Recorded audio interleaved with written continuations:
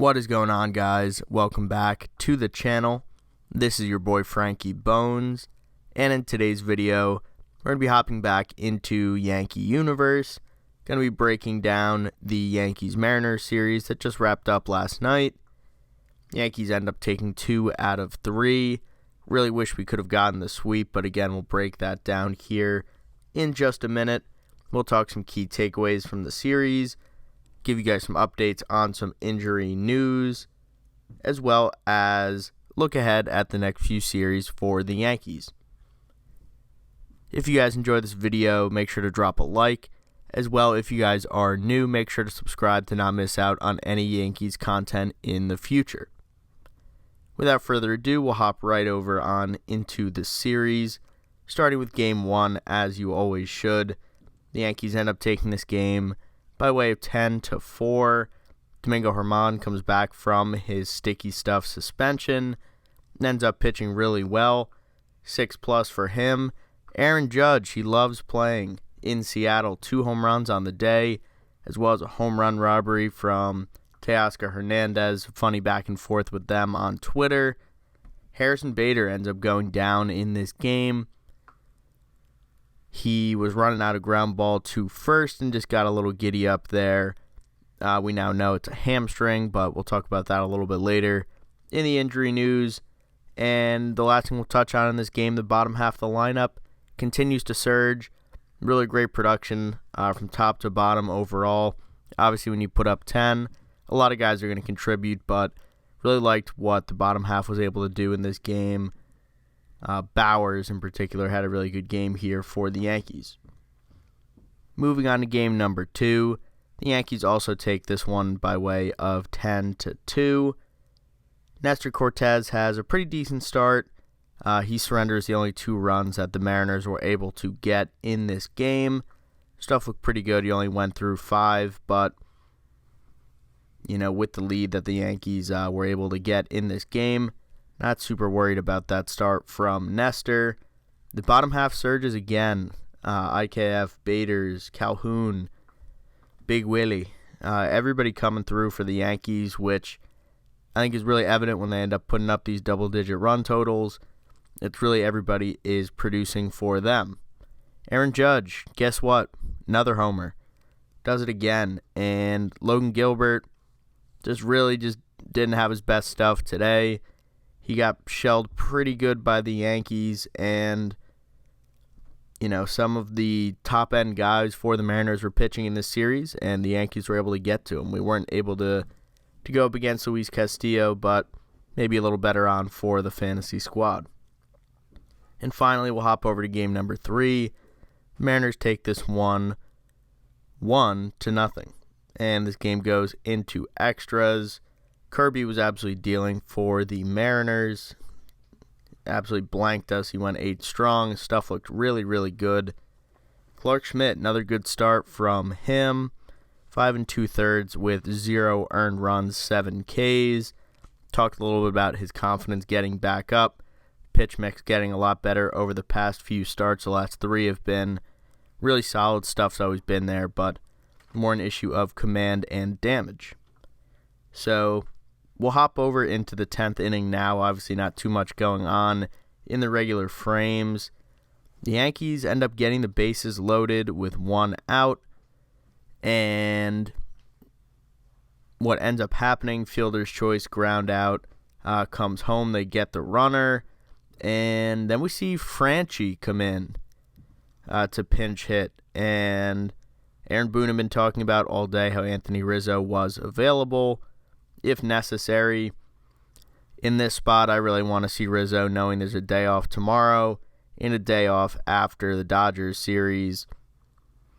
Already missed the first 2 games. Would have been a great opportunity to get the sweep and give us a ton of momentum heading over to LA. Doesn't happen. Franchi strikes out, and Cal Raleigh with the walk-off in the bottom half for the Mariners. So we'll slide over to some key takeaways from the series.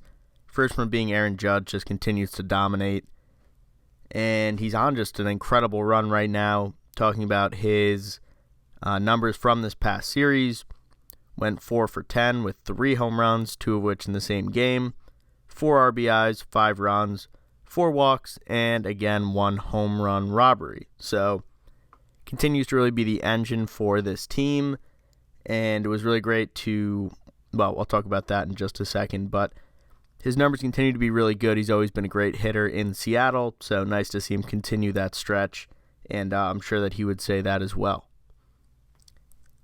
Talking about our second point, the bullpen remains to be the heart of this team. Over 10 innings pitched in this series, 0 earned runs. Obviously, the 1 run is allowed in the bottom of the 10th, which doesn't technically count as an earned run, just more of an allowed run. So the bullpen just continues to remain really, really strong for this team and continues to give us opportunities to stay in ball games, especially as our starting pitching continues to get more and more solidified. So it's really important to keep this back end healthy, and it's great to see Boone, continue to rotate those guys in high leverage because you never know who you're going to need and when you need them. Our third key takeaway is that the bottom of the lineup continues to produce in both of the games that the Yankees end up winning. Yes, they scored double-digit runs, but it's also in part due to some of the guys at the bottom continuing to produce. Mainly IKF, he's been on an absolute tear for this team. So I know that he attributed it a little bit to his sort of mentality at the plate, which is great to see. He's always been a great contact hitter, and he's done a great job producing over the last few series. Jake Bauers as well has made a pretty good impact here and there at times when they need him. Kyle Higashioka is turning it on here. Great to see him play well with Jose out. So these guys at the bottom just continue to flip the lineup. They continue to give momentum, and it really just helps put other teams away when you're able to put up 10-plus runs. And just an important part of this team. Can't obviously always have your top guys firing at all times. In the last bullet that we'll talk about, it ends up being pretty massive that the Yankees take the first 2 games in this series. What this does, we have some off days here coming up as well, including today as we travel out to LA. Aaron Judge gets a DH day today. Jose Trevino gets a day off, obviously coming back from the IL recently. Anthony Rizzo gets his day off. So he got just about a week, 5 days off. So hopefully he'll be fully healthy and ready to go in LA. But really important to be able to find times to get your guys rest in the season without missing games, or just finding opportunities to be able to do that. The Yankees have a lot of diversity in terms of where they can put guys in different spots and really allow for days off, DH days. So just proving to be massive that taking the first 2 is really important. Sort of a little bit of a lower stakes game. Again, I wish we took it because Clarke pitched really well, but what can you do? Overall, sort of the right game plan there. Moving on to talk about some injury news. Harrison Bader, like I mentioned, leaves in Game 1 with a hamstring strain running to first base. He is now placed on the 10-day, so hopefully he gets back and healthy. His defensive impact is huge, and that bat has still remained really active, so looking forward to getting Bader back in the near future. Anthony Rizzo, he obviously missed the Seattle series. Like we've been talking about with the neck strain, he had off again, in Game 3. The Yankees have an off day today on Thursday, and hopefully he will be in the lineup come Friday for a big series with the Dodgers. Now, we'll go threefold again. Josh Donaldson, Giancarlo Stanton, Tommy Kahnle. They're in LA. They flew out, and the move has not officially been announced, but it's widely reported that they're expected to be activated, and the players getting optioned are going to be Franchi Cordero, Matt Crook, and Oswaldo Cabrera, who's really been struggling with the bat this year.